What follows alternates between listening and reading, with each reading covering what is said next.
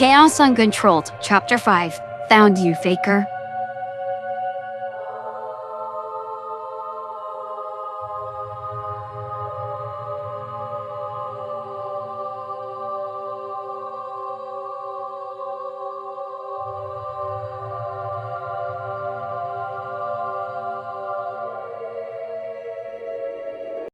And that was when Knuckles punched it. Tom had to stop for Vector and let him laugh it out.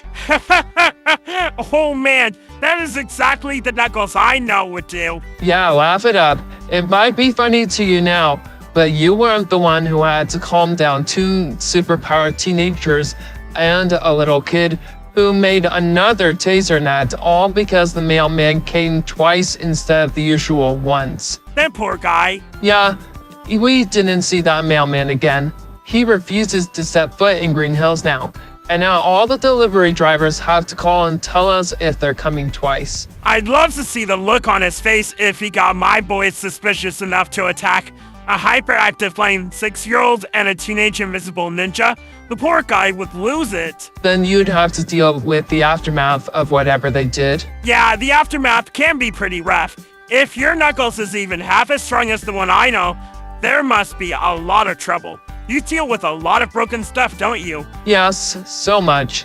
But he is getting better, I'll give him that. Hey, that's good. Vector and Tom stopped when they came across a sign giving directions on the side of a walking trail. Looks like we're not in the middle of nowhere after all. Great, because I do not want to spend any more time pointlessly wandering around. Wachowski found a crumbled poster.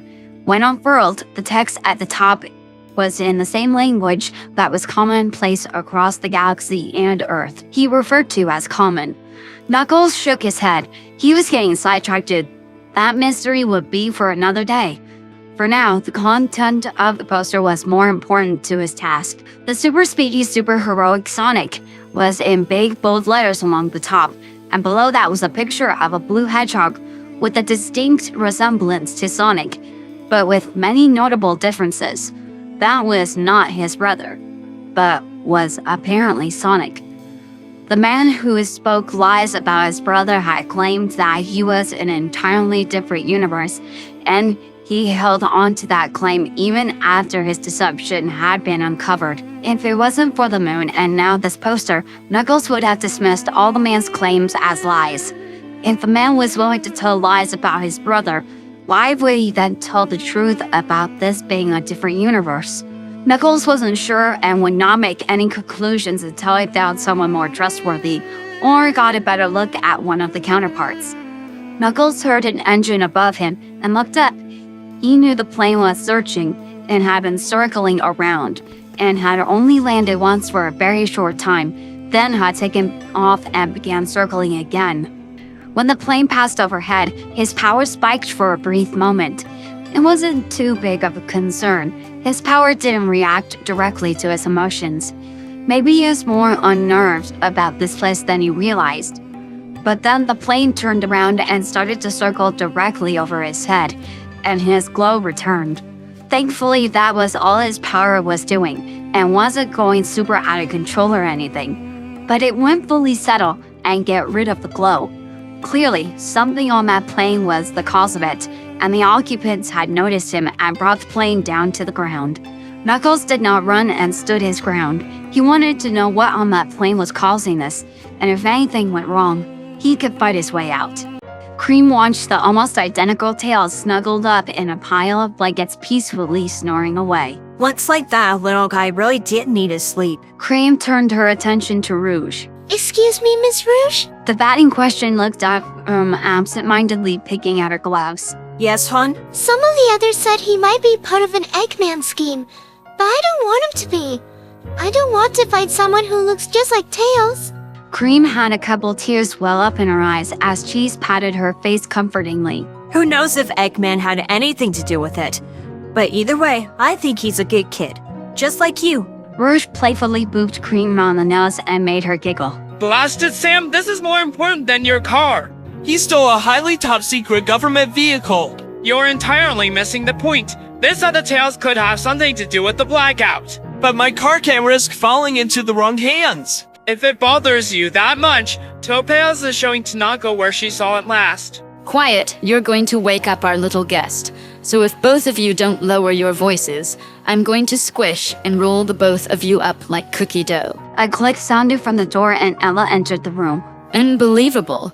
It's like those two don't even realize we have a sleeping guest. Ella walked over to the sleeping fox with a warm smile. She had taken an immediate shine to the fox the moment she saw him. He was hiding from us all night. He needs his rest. During the conversation, Cream had gotten bored and had wandered over to Tails' backpack. There was a lot of interesting things inside. They all looked so cool. Cream picked out one at random and looked at it.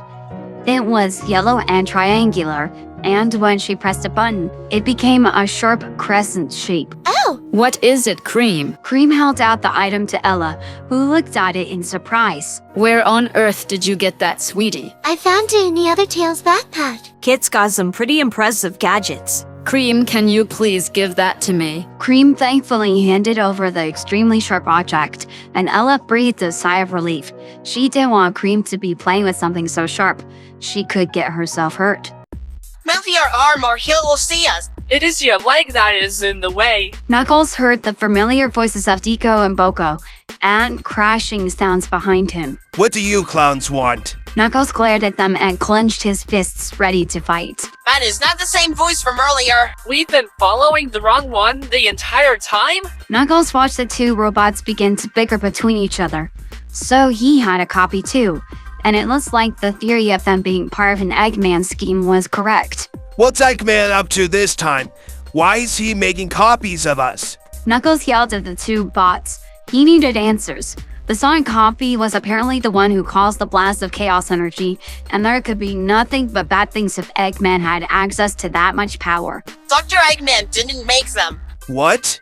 If they weren't robots designed to channel chaos energy, then what could they possibly be? Dr. Eggman brought them from another universe. Are you saying that you expect me to believe that a Sonic from another universe has enough chaos energy to shut down power to an entire city?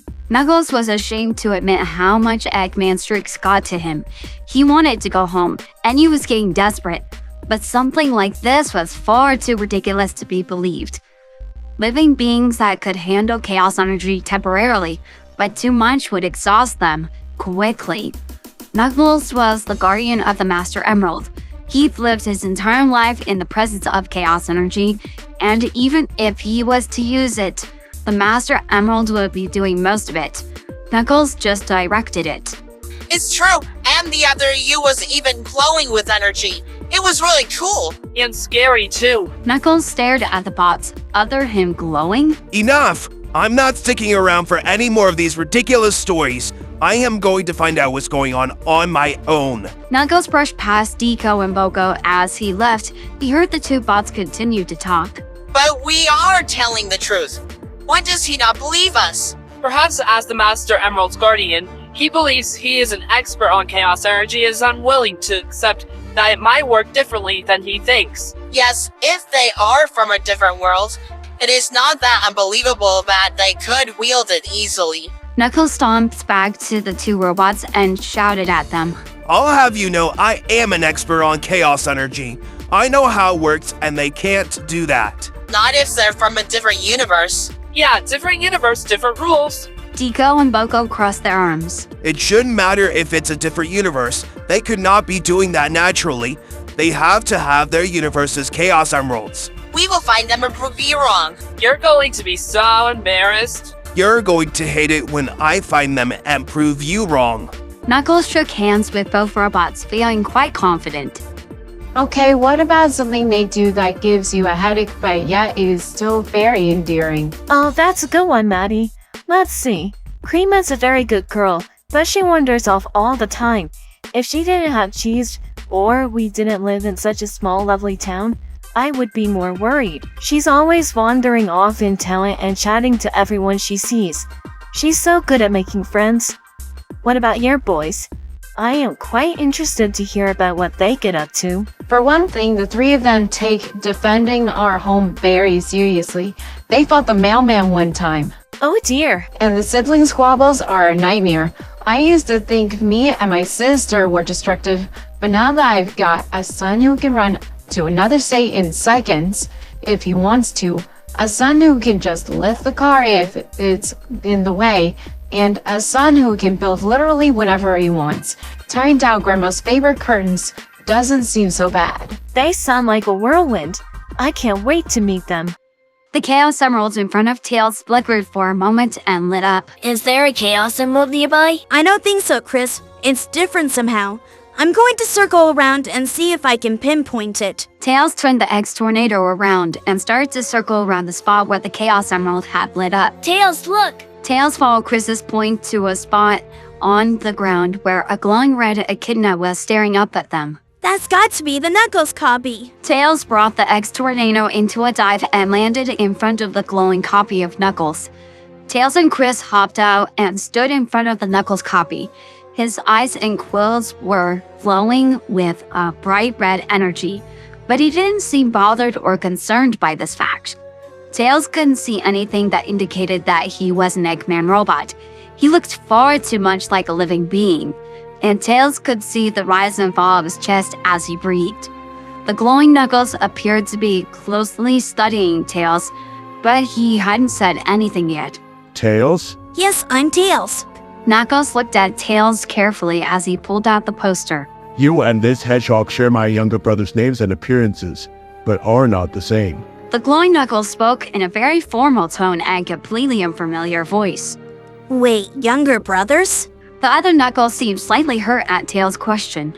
Do I not have a counterpart? No, you do, but he's different. He doesn't spend a lot of time around us. I don't think he would call any of us a brother. I see. Other Knuckles looked disappointed hearing about his counterpart. Then his expression shifted and he turned to Chris. You are unfamiliar to me. I have not met a counterpart for you. I'm Christopher Thorndyke, but I usually just go by Chris. Chris offered a hand to the other Knuckles, who lifted his arm to take it, but paused and lowered his hand. What's the matter? Human bones are fragile. Tails and Chris were startled and frozen at the other Knuckles' response. What? It's very little to break the bone of a human. I assume a child's are even more delicate. Other Knuckles was being completely serious and showed no signs of joking. My power is also still acting unusual. You could be seriously harmed if it lashes out at you. The still glowing Knuckles gave his fist an annoyed look as a spark of red electricity arched across it. Your power is based on chaos energy, right? Knuckles nodded. I think the Chaos Emerald might be what's messing you up. You have a Chaos Emerald? I've been using one to power the X-Tornado. Tails gestured for Knuckles to follow him to the X-Tornado. When he got closer to the emerald, the red electricity started to arch passively across his body. That's a Chaos Emerald? Yeah, is something wrong? It's so big. Wait, big? Yes, it is about Other Knuckles paused and made a shape with his hands. half, perhaps a third of the size of the Master Emerald. I assume that it has to be a counterpart. What? Tails and Chris were floored to hear that this, almost certainly from a different dimension Knuckles, described the Master Emerald as being so small. Did I say something strange? I'm sorry, did I hear you say that the Master Emerald is only about this big? Other Knuckles looked at the size Tails was miming. Yes, that is correct. I need a moment to process this. Tails took a few steps back and started to stare at nothing in particular. Why? Is this world's Master Emerald different? Well, for one thing, it's huge. It's far bigger than me. Chris was doing his best to convey the size of the emerald, but couldn't fully show it. That seems inconvenient. Don't let our Knuckles hear you say that. He hates it when people speak badly of it. Understandable. Speaking of my counterpart, it might be better to discuss more about the emeralds when he is present. And I have already delayed the search for my brothers long enough. That's what we've been doing, but we've only found you and our Knuckles. I am unsurprised your machine won't help you find them. But we found you. You only found me because I grew curious and waited. Then how are we going to find them? You will not. They are my brothers. I will find them. But we can be an eye in the sky for you. Other Knuckles was giving them a quizzical look. But between you have 4 eyes. Why would you limit yourself in your search? We're not going to be using one eye. Saying eye in the sky is just an expression. Saying that we'll be looking from the sky. Then you should have just said eyes. Saying eye muddles your intent. I guess you're right, that does make sense. Chris decided it was best to just go along with what he was saying. It wasn't that big of a deal anyway. You can do what you wish, but my search must continue. Other Knuckles gave them a respectful nod and began to walk away. Wait, I have an idea. Why don't you take Chris with you? He knows the city and I can call him from the X-Tornado if I see any clues. Other Knuckles thought this over for a minute. An intelligent strategy. It appears you have more in common with my brother than just name and appearance. Tails couldn't say for certain, but he was pretty sure that was a compliment. Okay, bye Tails, see you later. Chris waved to Tails as he brought the X-Tornado back into the sky. As the plane got further away, the red glow flowing through Knuckles' quills finally faded as his eyes faded from a bright red to the amethyst purple that was more familiar. Come on, Christopher. We must find my brothers before they get into any more trouble. Sonic Wachowski had been roped into having lunch with Hammer Girl. Well, if my Sonic is going to ignore me, I might as well have lunch with you. She then grabbed his arm and dragged him to the nearest cafe that had power back. Sonic awkwardly looked down when the first cafe turned them away because they were too busy taking stock of what food was still good after the blackout. Oh dear, that was his fault. Fortunately, the next cafe had power back and was up and running. People had crowded into it and the space buzzed with questions. Okay, Sonic, you just need to stay calm. Don't let your power get out of control. You've been to restaurants before. You love them, remember? Don't think about how everyone's asking questions about the thing that's all your fault. Hey! Sonic jumped and blue sparked across his quills when a hand fell on his shoulder. Are you okay? The pink hedgehog was giving him a concerned look. Just a bit stressed out because, I sent the whole city into a blackout. Don't worry about being stared at. Being a big-time hero means I get VIP treatment. Sonic watched with curiosity as she walked up to the counter and was immediately recognized. Ah, Miss Amy, Mr. Sonic, do you want the usual table? Yes, please. The man at the counter led them to a booth that was separated from the rest of the cafe by being on the other side of a kid's corner. The man took their orders. A chili dog for Sonic, a pesto pasta for Amy, and a tropical smoothie for both as per Amy's recommendation. Sonic grabbed a $10 bill from his quills and went to give it to Amy. Would it even work here? Don't worry about that. It's all covered in the Sonic budget. Amy waved off his offer. Sonic budget? Yep. All things we need to help us defeat Eggman are covered for us. That is so unfair. To see your world's government have one? No, Robotnik was their guy, and after all the damage he did, they just gave us a gift card and made us say nothing. Then they made a whole new branch of government just to watch me. Sonic threw his hands up in exasperation. And you'll never guess what they did next. Amy looked at him to continue. They tried to marry into the family. They what? That's a whole new low. Sonic was excited to see their food come, and the chili dog only lasted a few seconds before Sonic finished it off, and he started on the smoothie. So what am I like in your world? Sonic had never seen another hedgehog before. I don't know. I've never seen you before. The pink hedgehog locked her gaze onto him and slammed the table. What? How do you not know me? I was forced from my home and had to stay hidden. Sonic curled in on himself. It was a lot more complicated than that, but it didn't feel right to express it all to this stranger so soon, and he would want Knuckles here to tell his side. Oh, I'm sorry. But it's better now. I've got a family now, and an easy one. Sonic couldn't help but smile at the thought of them. He hoped he would find them soon. Sonic finished his smoothie and was fidgeting around, waiting for Amy to finish her food.